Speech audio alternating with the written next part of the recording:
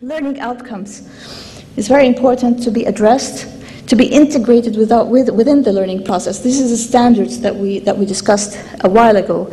And whatever technologies we look into, we really need to ensure that these technologies take into consideration the learning outcomes and how it is. I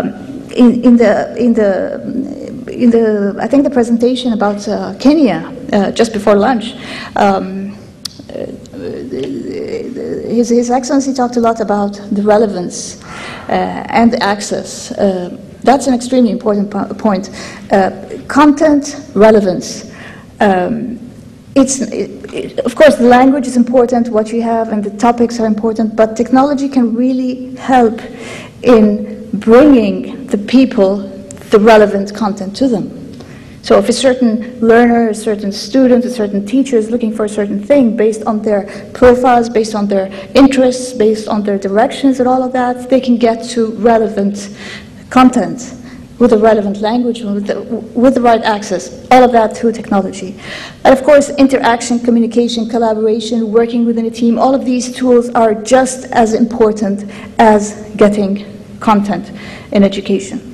If we look very quickly at the different aspects of what it is that we need to look into when we talk about ICT in education, the first and foremost is having a vision. Now, if we're talking about country level, national level education reform, not a single project would work without having a clear vision, a strong vision before that. The vision is the driver of which all these programs, all these initiatives are built. And that's really important. And when we look at all the countries that had success stories in that aspect, we will find that down deep there's always a strong vision and leadership behind that. So that's a significant thing. Of course, the infrastructure comes as a second layer. Infrastructure, again, whether it be the internet, the intranet, the connectivity, the hardware, software, again, all of that, the equipment comes a second. And then you have the management system. The management systems or platform are actually the solutions in place that manage everything that comes beyond that. Okay, we have the content on top of that, but the content on its own without any systems to manage that, to manage the education, to manage the people, does not do any well. And of course, with all of that is when we get to the knowledge. When we say about technology here, technology alone does not do it. In so many cases, we've seen countries go for, buying computers, putting servers, all of that. Students might be able to go into, work on computers, go into the internet, look at applications here and there, but it doesn't really make a difference if they don't have relevant content and applications that are related to them to work with. And this is not what we're talking about. This is not what e-learning is all about. And again, another point would be the content.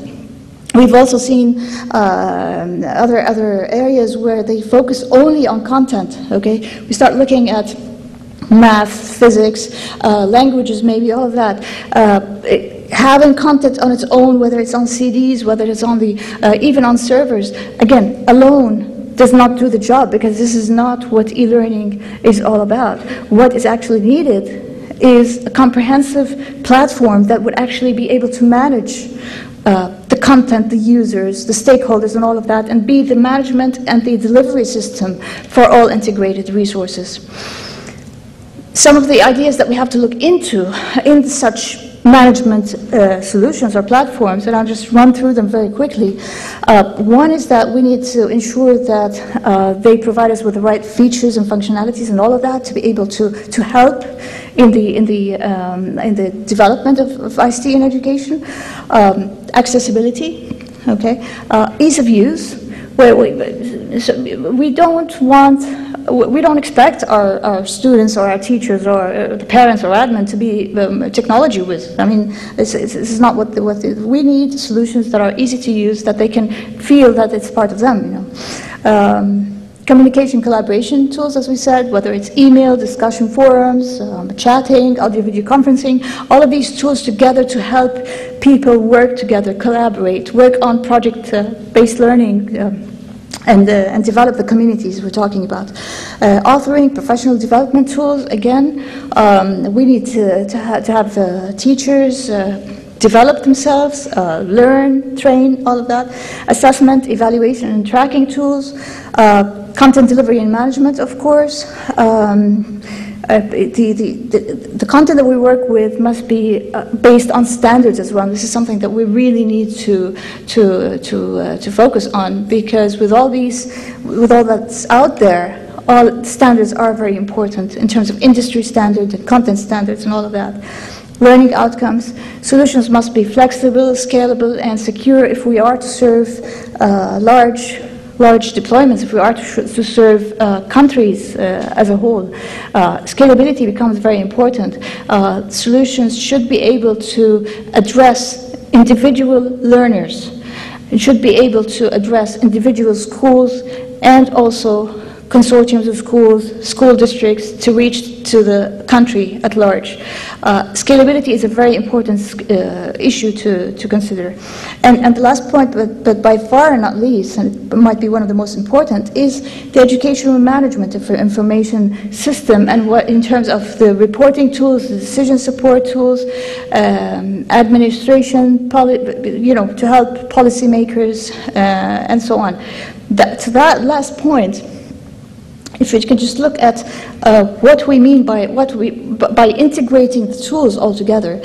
If we look at the educational platform with the content management, the learning management, the student information, communication, collaboration tools, all that has to do with education. Okay, tying it together with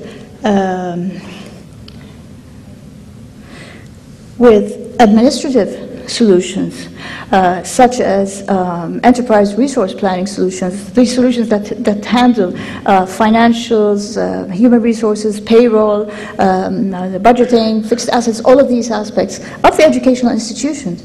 Now, both of these linked together, integrated together, working together, okay, is what actually forms the basis for the educational management information system. All of this, the data, we talked about data this morning, the data, all of the data coming into the data warehouse. If we have the right key performance indicators driving this data, this is the base for educational decision support systems. And at the end, this really matters in educational reform. Educational decision support, information, and how to get there, and what we can make of this information, how we can use it to reform education and to develop. What we're saying at the end is that it's not about technology, it's all about people.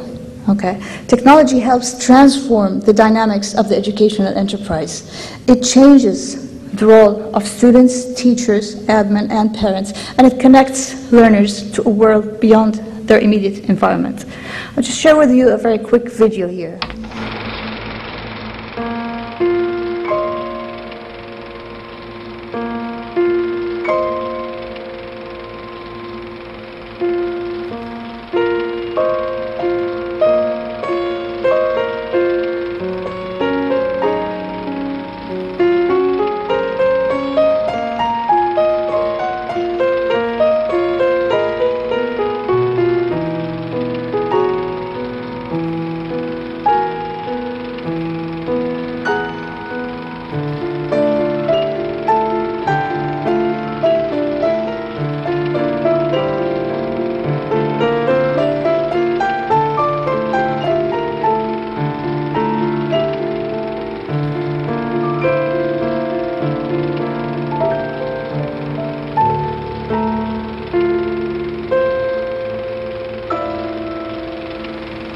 This is all about people. Well, it is about ordinary people, but we're all after is extraordinary knowledge. And to achieve that, this is what we need ICT in education for. Thank you very much.